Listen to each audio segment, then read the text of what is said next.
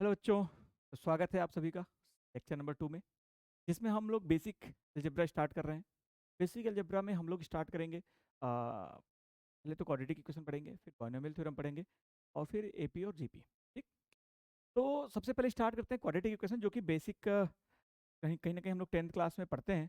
ठीक है, और ज़्यादा यूज़ नहीं है बट थोड़ा बहुत यूज़ है तो अपने फिजिक्स में, तो उसको हम लोग एक बार रिकॉल कर लेते हैं। ठीक है, क्वाड्रेटिक इक्वेशन कब बोलते हैं बेटा? जब एक्स के पावर में मैक्सिमम, जो एक्स का जो मैक्सिमम पावर है वो 2 हो जाए।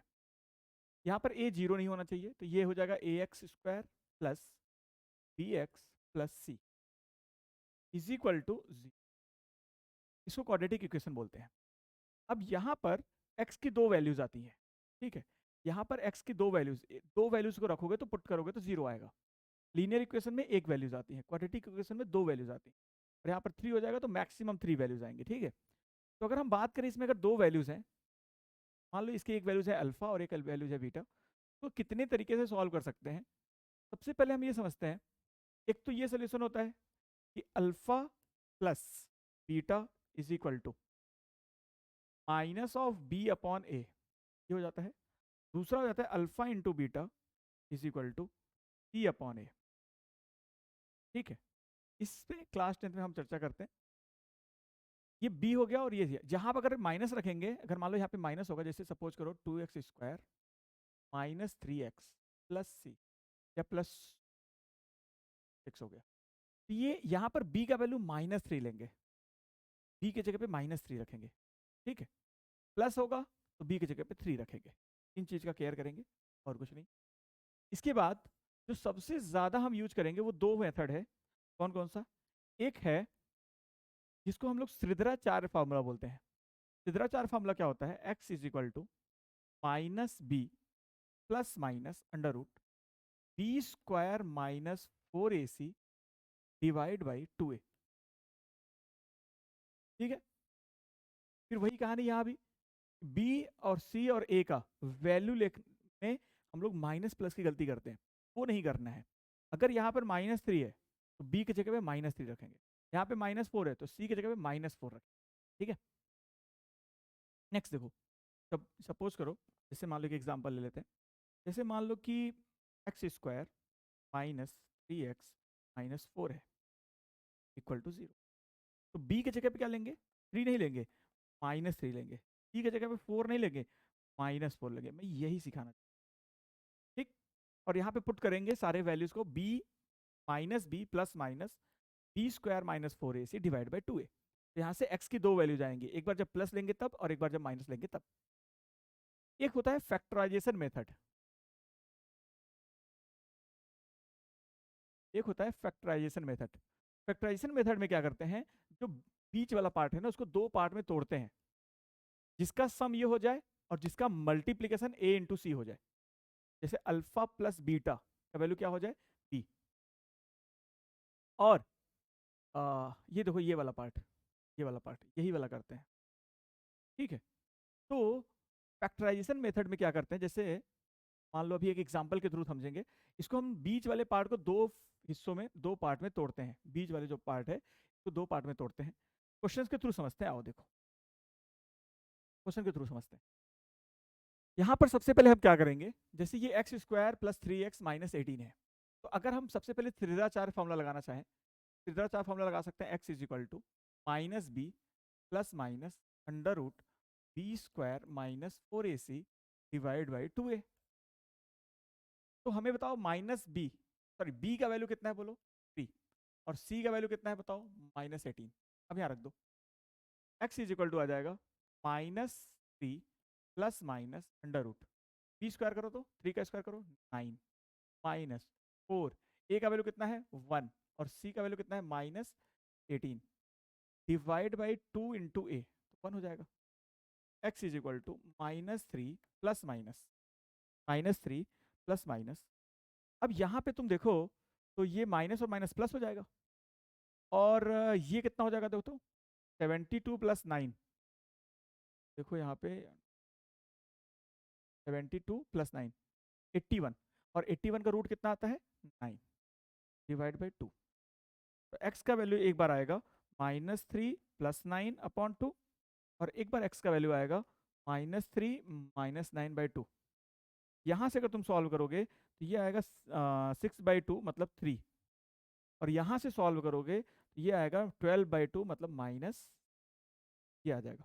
तो एक वैल्यू आया 3 और एक वैल्यू आया -6। अगर हम इसी को फैक्टराइजेशन मेथड से सॉल्व करें तो फैक्टराइजेशन मेथड में हम लोग इसको ऐसे लिखेंगे, देखो x² +3 को हमें तोड़ना है। तो +3 को तोड़ो ऐसा कि मल्टीप्लाई करने पर 18 आए और ऐड करने पर 3 आ जाए, मल्टीप्लाई करने पर -18 आए और ऐड करने पर 3 आ जाए। इसको हम देखो ऐसे ऐसे तोड़ेंगे, +6 -x -18 = 0। ये हो जाएगा x²। अब इसमें से कॉमन ले लो 3x, सॉरी इसमें से अलग कॉमन ले लो, इसमें से अलग कॉमन लो, इसमें से कॉमन ले लो x, देखो क्या बचेगा x + 6। और यहाँ से कॉमन ले लो माइनस, यहाँ पे भी करेंगे x + 6। तो बताओ यहाँ से x + 6 हो गया और यहाँ पे क्या बचा x -= 0। अब बताओ यहाँ पे अगर हम लोग इक्वल टू 0 करें तो x -6 आ गया और इसको 0 करें तो x = तो दो इक्वेशंस, सॉरी दो सोल्यूशन यहाँ से भी आ गया और दो सोल्यूशन यहाँ से भी आ गया। ठीक है। और खासकर नीट वाले बच्चे ज़्यादातर यही यूज़ करते हैं, उनको फैक्टराइजेशन मेथड में प्रॉब्लम आता है तो कोई दिक्कत नहीं है, हम लोग ये वाला भी मेथड यूज कर सकते हैं बहुत आसानी से। ठीक है। इसके बाद अगर एक क्वेश्चन और देखें तो ये क्वेश्चन को अगर हम लोग फिर से अगर चित्राचार से करें तो कैसे करेंगे, पहले एक बार क्या करो, वीडियो पॉज करके खुद सॉल्व करो, वीडियो पॉज करके खुद ही सॉल्व करो, उसके बाद सोल्यूशन देखना और सोल्यूशन को 2x मोड में करके देख लेना। ठीक है, समय बच जाएगा और सोल्यूशन भी मिल जाएगा। पहले देखो कैसे कर रहे हैं, दोनों मेथड से करेंगे। ठीक है, सबसे पहले सिद्धाचार फॉर्मूले से करें तो सिद्धाचार फॉर्मूले में बताओ b का वैल्यू कितना होगा 8 और c का वैल्यू कितना होगा बोलो 12। ठीक, तो लिखे x = -b + -√b² -4ac और a का वैल्यू तो 1 है और ये है 48 हो जाएगा। ठीक है, डिवाइड बाई 2। तो x = आ जाएगा -8 प्लस माइनस, ये बताओ कितना आएगा, देखो तो 64 - 48 तो कितना हो जाएगा 16 हो जाएगा, डिवाइड बाई 2, ये हो जाएगा x = सही है ना। अब एक बार -8 + 4/2, यहाँ पे 4 आ जाएगा और एक बार रखो, ये कितना आएगा देखो तो, ये हो जाएगा -4/2 मतलब -2 और एक बार आ जाएगा -8 - 4/2, ये आ जाएगा माइनस। ठीक है, अब अगर हम लोग इसको फैक्टराइजेशन मेथड से सोचें तो क्या हो जाएगा x², ठीक है, +2x +6x, ठीक है, +12 = 0। यहाँ से x को कॉमन ले लो, ये हो जाएगा x + 2 और यहाँ से कॉमन ले लो 6 को कॉमन ले लो, यहाँ पे x प्लस, यहाँ से आया x +6 और यहाँ पे हो जाए x+, यहाँ से आंसर क्या आ जाएगा x = -6, यहाँ से आ जाएगा x = दो आंसर यहाँ से भी आ गए। तो अब मुझे नहीं लगता कि क्वाड्रेटिक में इतना मेहनत करने की जरूरत है, बस 2-3 क्वेश्चन से हमें आइडिया लग जाएगा कि सिद्धाचार कैसे यूज करते हैं और फैक्टराइजेशन कैसे यूज करते हैं। अगर तुम्हें सिद्धाचार आसान लग रहा है तो सिद्धाचार करो, बहुत ज़्यादा इसमें दिमाग नहीं लगाना पड़ेगा, सीधा सीधा फॉर्मूला याद रहेगा, वैल्यू पुट करेंगे आंसर आ जाएगा। ठीक, तो ये रहा क्वाड्रेटिक इक्वेशन की बात। अब क्वाड्रेटिक इक्वेशन के बाद हम लोग पढ़ेंगे बाइनोमियल थ्योरम। बाइनोमियल थ्योरम देखो क्या होता है, बाइनोमियल थ्योरम में सबसे पहले ऐसा समझो कि हम लोग लिखेंगे 1 + x⁻, अगर हम लोग 1 कर दें तो क्या होगा, देखो 1 + x। अब अगर हम लोग 1 + x² कर दें, होल स्क्वायर कर दें तो क्या आएगा बताओ, ये आ जाएगा 1 + 2x + x²। a² + b² का फॉर्मूला लगाओ, a² + 2ab + b², 1 + x³ कर दो, 1 + x³ होल के पावर 3 कर दो, ये आ जाएगा 1 + 3x + 3x² + x। ये a + b का होल क्यूब का फॉर्मूला लगा दिया। ठीक है, अभी 1 + x⁻4 कर दो, ये क्या हो जाएगा 1 + 4x + something x² + something x³ + x⁻4। इसी तरीके से 1 प्लस एक्स के पावर 5 कर दो, हो जाएगा 1 plus 5x plus something x square plus something x cube plus something x के पावर 4 प्लस एक्स के पावर 5, ऐसा होगा। अब ऐसा मैं क्यों लिख रहा हूं, उसको एक पैटर्न बन रहा है, उसको चेक करेंगे, उस पैटर्न को चेक करेंगे, ठीक है। ये जानने की जरूरत नहीं कि ऐसा क्यों आ रहा है सर, मतलब ये यहाँ पे क्या आएगा, यहाँ पे क्या आएगा, ये जानने की जरूरत नहीं है। अब हमें ये सीखना है कि अगर सोचो x का वैल्यू अगर लेस देन 1 हो तो एक्स स्क्वायर क्या होगा। जैसे मान लो x का वैल्यू 0.01 है, 01 है, तो एक्स स्क्वायर क्या हो जाएगा, एक्स स्क्वायर हो जाएगा 0.0001, ठीक है। 0.01 मतलब 1/100, 1/100 का स्क्वायर करो तो क्या हो जाएगा, 1/100 का स्क्वायर करोगे तो हो जाएगा 1/100 इंटू 1/100, 1/100 तो कितना आएगा, ये आएगा। अब इसका स्क्वायर अगर हमें एक्स क्यूब करूं, क्यूब करूं तो क्या करना पड़ेगा, फिर से देखो 0.000001, इसका मतलब अगर x लेस देन 1 है तो एक्स स्क्वायर लेस देन 1 है और एक्स क्यूब लेस देन 1 है। अब बताओ अगर मैं 1 प्लस 0.01 करता हूं तब तो ठीक है, 1.01 ठीक है, इसका वैल्यू मिलता है। लेकिन 1 प्लस 0.0001 करता हूं, 0.001 करता हूं, अब बताओ इसका वैल्यू तो बहुत कम है।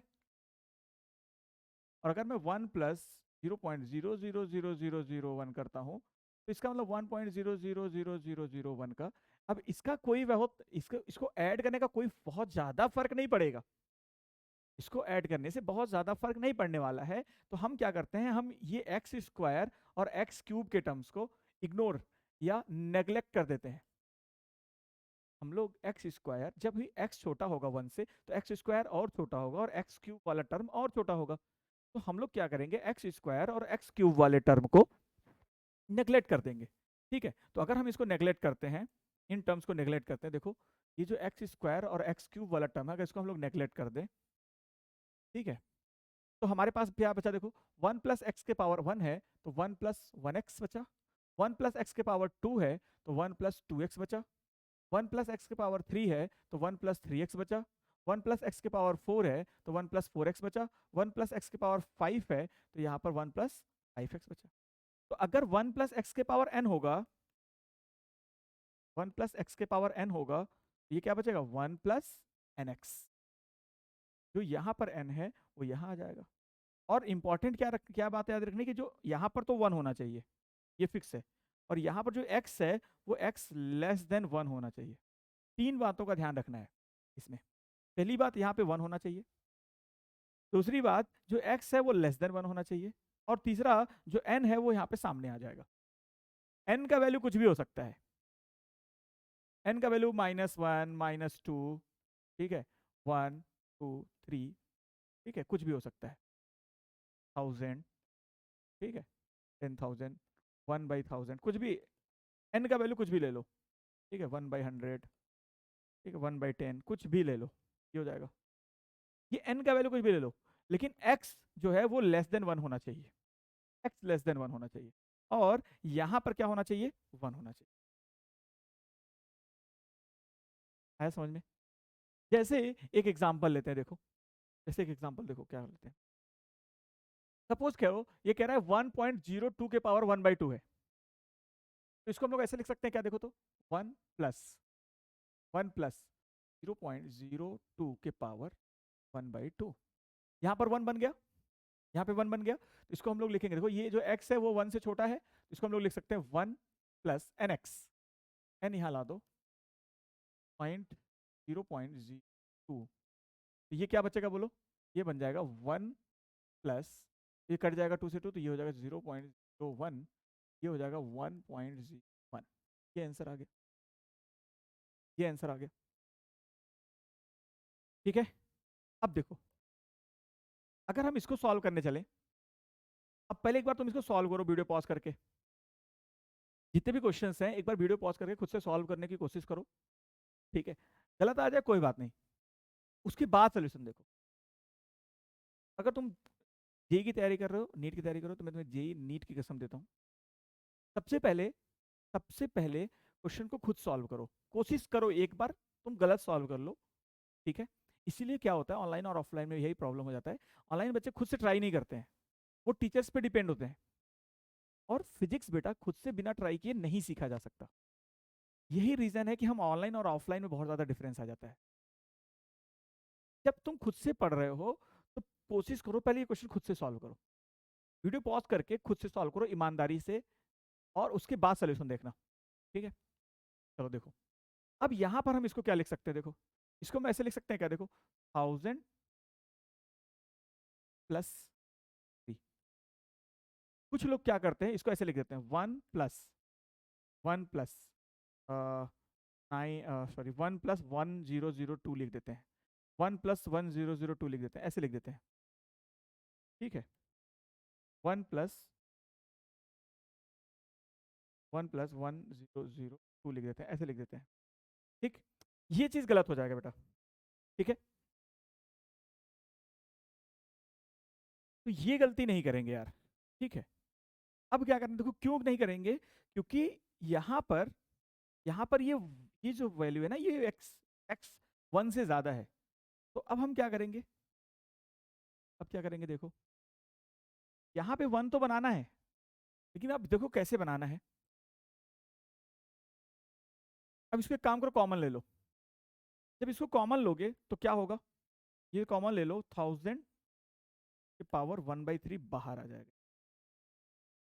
अब यहाँ पे 1 बच जाएगा, प्लस सर यहाँ से कॉमन कैसे लेंगे, जब यहाँ पर कुछ नहीं है ना, तो ऐसे समझो 3 है ना, तो 3 में 1000 से मल्टीप्लाई कर दो, 1000 से डिवाइड कर दो, तो ये वाला तो बाहर आ जाएगा, बचेगा क्या, 3/1000 के पावर 1/3। अब ये देखो 1 बन गया और ये x बन गया और x लेस देन 1 हो गया, ठीक है। तो अब क्या करेंगे, इसको हम लोग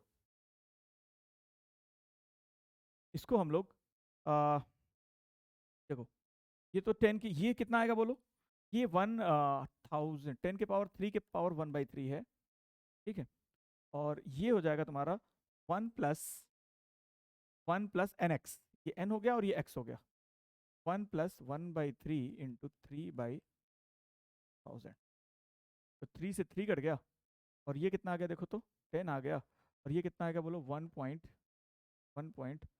1 प्लस लिख लो अगर जब समझ में आया तो, 0.001, 3 जीरो है ना, तो यहाँ पे 1 2 3।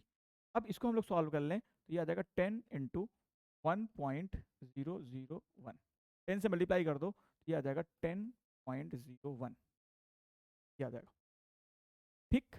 तो इसको सॉल्व कर लेंगे इस तरीके से, ये बाइनोमियल थ्योरम है। अब बाइनोमियल थ्योरम के दो क्वेश्चंस और कर लेते हैं, देखो 98 रूट में 98 है, तो इसको हम लोग ऐसे लिख सकते हैं, देखो तो 90, पहले तो पॉज करके सॉल्व करना, फिर देखना, ठीक है।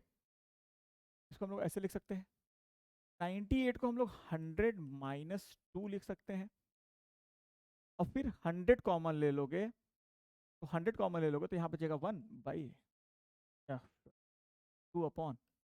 के पावर 2, और फिर वही प्रोसेस लगा देंगे।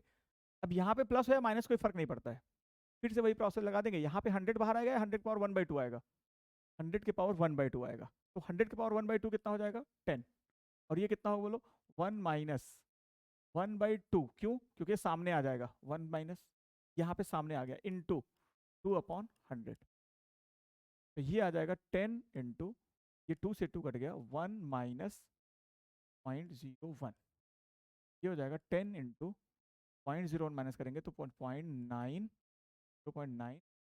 आ जाएगा, और 10 से मल्टीप्लाई कर देंगे तो ये आ जाएगा 9, ठीक है, ये आ जाएगा। इसके बाद अब हम इसकी बात करें तो बस इसको कैसे लिखेंगे, बस लिखना मैं सिखा दे रहा हूँ, पॉज करके पहले एक बार खुद से लिखने की ट्राई करो, 1 माइनस 0.02 पावर 1/2, सिंपल है, 1 प्लस एन एक्स आ जाएगा, खत्म हो जाएगा, ठीक है। ये आ जाएगा 1 माइनस 1/2 इंटू 2, 2 से 2 कट जाएगा, 2 से 2 कट जाएगा, तो ये आ जाएगा 1 माइनस 0.01, और ये सॉल्व कर लेंगे तो ये आ जाएगा 0.9, 0.99, ठीक है ना, ठीक है। ये आ जाएगा 1.02 के पावर 1/2 कर दिए, फिर 2 को इसे 2 से 2 कट गया तो 0.01 हो गया, 0.01 तो ये कट गया तो कितना होगा। तो इस तरीके से हम सॉल्व कर लेंगे ना। एक बार फिर से एक बार चेक कर लेते हैं। ठीक है, 1 माइनस 0.01। ओके, ठीक। तो ये हो गया अपना बाइनोमियल थ्योरम। ये क्या हो गया, बाइनोमियल थ्योरम। अब आगे बढ़ते हैं, एक क्वेश्चन और सॉल्व कर लेते हैं। जरा बस इसको फटाफट लिख के बता दो जरा, तो इसको कैसे लिखेंगे ये बताओ। इसको हम लोग ऐसे लिख सकते हैं क्या, 1 माइनस 0.003 के पावर 2, ऐसे लिख लेंगे। ये हो जाएगा 1 माइनस 2 को सामने ले आओ, 2 क्योंकि ये x से छोटा है, 1 से छोटा है, इसको हम लोग ऐसे लिख लेंगे कि 1 माइनस 2 0.003 तो यहाँ पे मल्टीप्लाई कर दो 1 माइनस 6, ये हो जाएगा 0.994। ठीक है, तो ये आंसर आ जाएगा। ठीक, तो ये बाइनोमियल के हमारा आंसर आ जाएगा। आगे बढ़ते हैं, अब पढ़ते हैं एपी। एपी में क्या करना है, एपी में क्या करना है देखो, जैसे मान लो एक सीरीज है। ठीक है, एपी में सीरीज कैसा होता है, जैसे 1 1 में 2 ऐड करो 3, 3 में 2 ऐड करो 5, 5 में 2 ऐड करो 7, 7 में 2 ऐड करो 9। ये जो सीरीज बन रहा है, हमें कुछ नंबर, एक फिक्स नंबर ऐड कर रहे हैं, इसको हम लोग एपी बोलते हैं। जब हम किसी सीरीज, मतलब ऐसा समझो कि एक फिक्स टर्म ले लें, जैसे मान लो यहाँ पर एक सीरीज लेते हैं, जैसे सपोज करो 2, 2 में 3 ऐड करो 5, 5 में 3 ऐड करो 8, 8 में 3 ऐड करो 11, 11 में 3 ऐड करो 14, ऐसे बनता जाएगा। इसको हम लोग एपी बोलेंगे। जब कोई फिक्स नंबर ऐड करते हैं इसको एपी बोलते हैं। ये जो है इसको बोलते हैं फर्स्ट टर्म, ए बोलते हैं फर्स्ट टर्म। और जिस नंबर से ऐड कर रहे हैं उसको हम लोग बोलते हैं कॉमन डिफरेंस, कॉमन डिफरेंस। ठीक है, कॉमन डिफरेंस जिसको हम लोग डी से डिनोट करेंगे, कॉमन डिफरेंस डी से डिनोट करेंगे। ठीक, यहाँ पर डी का वैल्यू कितना होगा 3, इसमें 3 ऐड किए, फिर इसमें 3 ऐड किए, फिर इसमें 3 ऐड किए। इसी तरीके से ऐसे मान लो जैसे ए है, अब इसमें डी ऐड करो तो क्या हो जाएगा ए प्लस डी, फिर डी ऐड करो तो क्या हो जाएगा ए प्लस 2d, फिर डी ऐड करो कितना हो जाएगा ए प्लस 3d, फिर डी ऐड करो कितना हो जाएगा ए प्लस 4d। ये कौन सा टर्म है बताओ, ये है फर्स्ट टर्म। ये कौन सा टर्म है बताओ, सेकंड। ये कौन सा है, थर्ड। ये कौन सा है बोलो, फोर्थ। ये कौन सा है बोलो, फिफ्थ। ध्यान से देखो, एक पैटर्न बन रहा है, देखो यहाँ पर ये 2 है तो यहाँ पर 1 है, ये 3 है तो यहाँ पर 2 है, ये 4 है तो यहाँ पर 3 है, एक कम हो गया। 5 है, एक कम करो 4। तो अगर nth टर्म बोलेंगे तो एक कम कर दो, a plus n minus 1 into D, nth term हो गया या लास्ट टर्म हो गया। जैसे बोलेंगे सपोज करो एक एपी दे दिया, जैसे इस ये एपी में बोल दे कि 10th टर्म फाइंड करो, तो वही nth हो गया। nth मतलब 10th टर्म, n का वैल्यू क्या ले लेंगे 10, a का वैल्यू लेंगे 10, 10 रख देंगे। ठीक है, इस तरीके से। तो ये nth टर्म हमें निकल गया, nth टर्म या लास्ट टर्म बोल दें, nth term is equal to कितना आ गया a plus n minus 1 to b। जैसे इस एपी में अगर तुमसे कोई बोल दे कि 8th टर्म फाइंड करो या 9th टर्म फाइंड करो, 9th टर्म, तो कैसे फाइंड करेंगे, ए का वैल्यू कितना है 2 प्लस 9th टर्म कह रहा है तो 9 माइनस 1 इंटू डी का वैल्यू कितना है बोलो 3, 3 रख दो। देखो कितना आ जाएगा 2 प्लस 9 माइनस 1 कितना हो जाएगा 8, और 8 इंटू 3 कितना हो जाएगा 24, प्लस 2 कितना कर दो 26। तो कौन सा टर्म आ जाएगा, 9th टर्म कितना आ जाएगा 26। इसी तरीके से हम 10th term, 11th term, 12th term, 15th term ऐसे फाइंड कर सकते हैं। ठीक है, अब अगर हम बात करें कि सर सम ऑफ टर्म बताओ, सम ऑफ nth टर्म बताओ। देखो सम ऑफ nth टर्म के लिए क्या करेंगे, nth टर्म हमें पता चल गया, जैसे मान लो a लिखा हुआ है, a लिखा हुआ है, a प्लस डी लिखा हुआ है, ठीक है, a प्लस 2d लिखा हुआ है। इसी तरीके से अगर हमें nth टर्म फाइंड करना होगा तो nth टर्म हम फाइंड कर लिए, nth टर्म का फॉर्मूला हो जाएगा a plus n minus 1 into D, n में 1 माइनस कर दो बस। अब हमें लिखना है सम ऑफ nth टर्म, जैसे मान लो ये 2 है, ठीक है, ये 6 है, इसमें 4 ऐड कर दिए, फिर इसमें 4 ऐड कर दिए, 10 हो गया, और 10 में 4 ऐड कर दिए तो 14 हो गया, और 14 में 4 ऐड किए थे 18 हो गया, और 18 में 4 ऐड किए तो 22 हो गया। अब ऐसे ही बढ़ता जा रहा है। अब मान लो कि हमें इन सब का सम करना है, इन सब का सम करना है। अगर इन सब का सम करना है तो एक काम करते हैं, पहले ना इनको और इनको ऐड करते हैं, इनको और इनको ऐड करते हैं, बताओ कितना आएगा? 24। फिर क्या करते हैं, इनको और इनको ऐड करो, कितना आएगा देखो तो? 20। और फिर इनको इनको ऐड कर दो, 20। अब मैं सबको ऐड करने की बजाय मैं 24, 24 और 24 तीन बार ऐड कर दूं, तो मैं ऐसे लिखूंगा, sum is equal to 3 into 24। अगर 6 टर्म है तो कितने पेयर्स बन रहे हैं? 3। अगर 6 टर्म्स हैं तो 3 पेयर बन रहे हैं, 3 पेयर बन रहे हैं। अगर 4 टर्म्स होते तो कितने पेयर बनते? 2। अगर 8 टर्म होता तो कितने पेयर बनते? 4। फर्स्ट टर्म, लास्ट टर्म, फिर ये वाला टर्म, फिर इधर वाला फर्स्ट टर्म, फिर इसके बाद वाला, फिर इसके पहले वाला। ऐसे हम अगर पेयर बनाते चले, एक बार फर्स्ट टर्म का लास्ट टर्म का पेयर बनाएंगे, जितना आएगा फिर उसके बाद वाला और इसके इधर वाला वही आएगा, फिर इसके बाद वाला और इसके इधर वाला। देखो यहाँ से इसका सम, फिर इसका और इसका सम, फिर इसका और इसका सम। ऐसे करेंगे तो जितने नंबर ऑफ टर्म्स होंगे, अगर कितने पेयर बनेंगे, अगर 6 टर्म्स हैं तो 3 पेयर बने, 8 टर्म्स होंगे तो 4 पेयर बनेंगे। तो सम ऑफ फॉर्मूला हो जाएगा, सम ऑफ एन टर्म का फॉर्मूला हो जाएगा, जितने टर्म्स हैं, जितने टर्म्स हैं उसका डिवाइड बाय 2 कर दो, into into first term plus last term, first term plus last term. तो ये आ जाएगा देखो n/2 a plus last term, अभी हम लोगों ने सीखा था कितना होता है a, ये तो या तो एक फॉर्मूला ये लगा दो, या तो एक फॉर्मूला ये लगा दो, या तो लास्ट टर्म का फॉर्मूला यहाँ पे लिख दो, a plus n-1 into T, और a प्लस ए 2a हो जाएगा। तो फाइनली फॉर्मूला अपने पास आया 2a, फाइनल जो फॉर्मूला आया nth टर्म का, सम ऑफ nth टर्म का, तो आया n/2 2a plus n-1 into D, 2a plus n-1 into D. जैसे यहाँ पर अगर हम लोग देखें तो या तो ये फॉर्मूला लगा दो डायरेक्ट इस एपी का, अगर हमें फॉर्मूला लिखना है सम ऑफ 1 2 3 4 5 6, 6 टर्म लिखना है तो मैं लिखूंगा 6/2 2a 2 into 2 plus n-1 into D, कितने टर्म्स है? 6। n का वैल्यू कितना हो जाएगा? 6-1 इंटू डी, और डी कितना है? 4। अब ऐसे फॉर्मूला लिख लोगे तो सम ऑफ एन टर्म आ जाएगा, देखो कितना आ जाएगा, ये 3 हो जाएगा, और ये 4 प्लस 20 24, ये हो जाएगा 3 इंटू 24, 3 इंटू 24। या डायरेक्ट फॉर्मूला अगर सोचो तो लिख सकते हो क्या कि n/2 a प्लस एल, अगर तुम्हें एल पता है तो एफ ये हो जाएगा 6/2, ए कितना है 2 और एल कितना है 22, 22 तो सीधा लगा दो तो आ जाएगा 3 इंटू 24, ये भी आ जाएगा। तो ये तुम्हारे ऊपर डिपेंड है कि तुम कौन सा फॉर्मूला लगाते हो, ये वाला फॉर्मूला लगाते हो या ये वाला फॉर्मूला लगाते हो, और क्वेश्चन में दिया क्या भाई, क्या दिया है ये भी मैटर करता है। ठीक, तो एपी का यूज लेकिन बहुत कम है फिजिक्स में, एपी का यूज बहुत ही कम है। ठीक है, अब हम जो सबसे ज्यादा यूज होता है, ठीक है, इन एल्जेब्रा में, वो होता है जीपी का यूज। जीपी में भी एक स्पेसिफिक जीपी है, बस हमें वही याद रखना है, हमें सिर्फ वही याद रखना है, स्पेसिफिक जीपी है, सिर्फ उसको याद रखना है। जैसे जीपी क्या होता है वो समझो। जीपी हम क्या करते हैं, जब किसी नंबर में मल्टीप्लाई करते हैं, मान लो इसमें 3 से मल्टीप्लाई कर दो 6 हो जाएगा, इसमें 3 से मल्टीप्लाई कर दो 18 हो जाएगा, ठीक है, इसमें 3 से मल्टीप्लाई कर दो तो 54 हो जाएगा।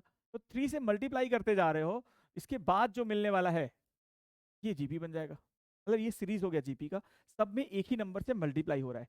एपी में क्या हो रहा था, एक ही नंबर ऐड हो रहा था, जीपी में क्या होगा, एक ही नंबर से मल्टीप्लाई होगा। ठीक है, तो अगर हम इसको फर्स्ट टर्म बोल दें, तो जिससे मल्टीप्लाई कर रहे हो उसको हम लोग बोलेंगे कॉमन रेशियो, कॉमन रेशियो, और इसको बोलते हैं आर, इसको बोलते हैं आर। तो ध्यान से समझना क्योंकि इसको 11th 10th में पढ़ते नहीं है, ठीक है, और 10th से शायद पहले पढ़ाया जाता था, अभी इसको हटा दिया गया है, तो 10th में पढ़ते नहीं है, और 11th में आने के बाद कहते हैं यार ये थोड़ा सा नया लगता है, तो बहुत ध्यान से समझेंगे, बहुत बेसिक से। अब देखो यहाँ पर हमने मल्टीप्लाई किया था 3 से, तो उसको कॉमन रेशियो बोलते हैं, और कभी कभी मान लो हम नहीं समझ पा रहे हैं तो इस नंबर को इससे डिवाइड कर दो, इस नंबर को इससे डिवाइड कर दो, तब भी आंसर आ जाएगा। जैसे 18 डिवाइड बाई 6 करो तो 3 आ जाएगा, 6 डिवाइड बाई 2 करो तो 3 आ जाएगा, ये भी आ जाएगा। तो इसको हम लोग ऐसे लिखते हैं, ए फर्स्ट टर्म हो गया, इसमें आर से मल्टीप्लाई करेंगे तो क्या हो जाएगा, ए इंटू आर, इसमें आर से मल्टीप्लाई करेंगे तो ए इंटू आर स्क्वायर, इसमें आर से मल्टीप्लाई करेंगे तो ए आर थ्री, इसमें आर से मल्टीप्लाई करेंगे तो ए आर फोर। ठीक है, इसी तरीके से बढ़ता जाएगा। ये फर्स्ट टर्म है, ये सेकंड है, ये थर्ड है, ये फोर्थ है, ये फिफ्थ है, इसी तरीके से बढ़ रहा है। ठीक है, first term, second term, third term, fourth term, ऐसा बढ़ रहा है। देखो एक कॉमन चीज फिर से देखो, यहाँ पर टू है तो यहाँ वन है, यहाँ पर थ्री है तो यहाँ पर टू है, यहाँ पर फोर है तो यहाँ पर थ्री है, यहाँ पर फाइव है तो यहाँ पर फोर है। ठीक है, तो अगर मैं nth टर्म की बात करूं तो मैं लिखूंगा ए आर के पावर n माइनस वन। कोई दिक्कत कुछ नहीं, जब पैटर्न को फॉलो कर रहे हैं, बस पैटर्न को फॉलो कर रहे हैं। तो nth टर्म लिखना होगा तो लिखेंगे ए आर के पावर n माइनस वन। अब यहां पर सम ऑफ nth टर्म का एक फॉर्मूला आता है, ये जब r का वैल्यू, जब r का वैल्यू ग्रेटर देन वन हो, जब r का वैल्यू ग्रेटर देन वन हो, मतलब जैसे r का वैल्यू 2 है, r का वैल्यू 3 है, r का वैल्यू 2.5 है, r का वैल्यू 1 से ज्यादा हो, जो जिससे मल्टीप्लाई कर रहे हैं अगर वो 1 से ज्यादा है तो उसको हम लोग फॉर्मूला लिखते हैं a इंटू आर के power n minus one divide by r minus one. ये फॉर्मूला है सम ऑफ nth टर्म का, लेकिन ये हमारे किसी काम का नहीं है। हमारे काम का कब होगा फॉर्मूला, जब r का वैल्यू 1 से कम हो जाए। फिजिक्स में जो यूज होगा मैक्सिमम केस में वो तब यूज होगा जब r का वैल्यू 1 से कम हो जाए। जैसे मान लो ये है, सपोज करो 2, इसमें अगर मैं 1/2 से मल्टीप्लाई कर दूं या 1/4 से मल्टीप्लाई कर दूं तो कितना हो जाएगा बोलो, 1/2, 1/2। इसमें अगर मैं 1/4 से मल्टीप्लाई कर दूं, फिर 1/4 से मल्टीप्लाई कर दूं कितना, 1/8। इसमें 1/4 से मल्टीप्लाई कर दूं तो कितना हो जाएगा बोलो। ठीक है, इसी तरीके से मैं मल्टीप्लाई करते जा रहा हूं। अब यहाँ पे जो r का वैल्यू है ये a हो गया और ये r हो गया। a का वैल्यू है कितना, 2, और r का वैल्यू कितना है, 1/4। अब यहाँ पर r लेस देन 1 है, r क्या है, लेस देन 1 है। तो हमसे क्या पूछता है, हम लोगों से क्या पूछता है फिजिक्स में या इस तरीके के क्वेश्चंस में क्या पूछता है कि बताओ सम ऑफ इनफाइनाइट टर्म बताओ। अगर मैं इनको सबको ऐड करता चलूं ऐसे, तो सम ऑफ इनफाइनाइट टर्म बताओ क्या होगा। तो इसका एक बेसिक सा बहुत ही आसान सा फॉर्मूला है कि sum of infinite term is equal to होता है, sum of infinite term is equal to होता है a अपॉन 1 माइनस r।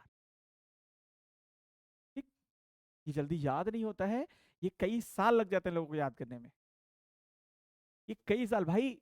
बहुत ही आसान फॉर्मूला है a अपॉन 1 माइनस r। तो सम ऑफ इनफाइनाइट टर्म अगर हम लोग देखें तो यहां पर अगर सम ऑफ इनफाइनाइट टर्म निकालेंगे तो a का वैल्यू कितना है बोलो, 2 अपॉन 1 माइनस r का वैल्यू कितना है बोलो, 1/4। तो लिखें 1/4। अब ये अपना आंसर आ जाएगा, तो ये 4 माइनस 1 करेंगे तो 3 हो जाएगा, और 4 ऊपर चला जाएगा तो 2 इंटू 4/3 हो जाएगा, तो हो जाएगा 8 अपॉन, आंसर आ जाएगा 8/3। आंसर आ जाएगा 8/3। तो ये आ गया सम ऑफ इनफाइनाइट टर्म, और यही हमारे लिए बस इंपॉर्टेंट है, ये फॉर्मूला इंपॉर्टेंट है बस। और हमें ये समझ में आना चाहिए कि ये जो होना चाहिए, सीरीज जो होना चाहिए उसमें r का वैल्यू 1 से छोटा होना चाहिए बस।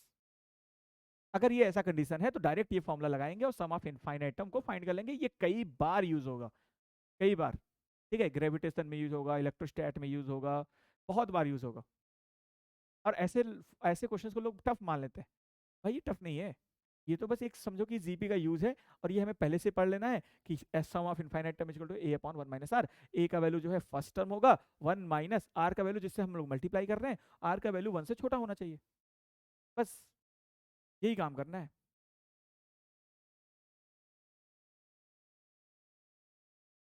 इसके बाद कुछ टर्म्स है जिसको हमें याद रखना है, 1 plus 2 plus 3 plus 4 plus 5 plus, ऐसा कुछ n नंबर तक बोल दे, मान लो 20 नंबर तक ऐड करो, 1 plus 2 plus 3 plus 4 plus 5 plus 6, ऐसे 30 नंबर तक ऐड करो, तो n का वैल्यू 30 ले लेना।